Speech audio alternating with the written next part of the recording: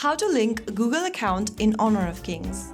Are you on Honor of Kings and want to link your Google account for safe progress saving, easier login, and account protection? If yes, follow through the steps till the end.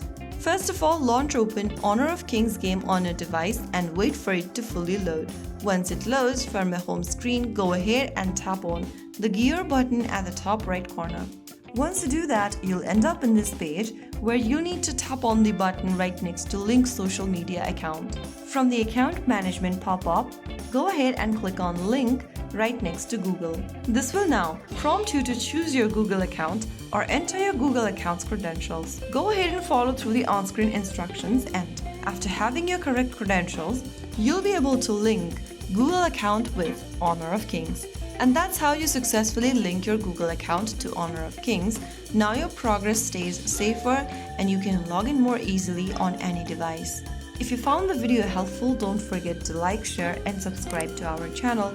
I will be back again in the next episode. Stay tuned. Till then.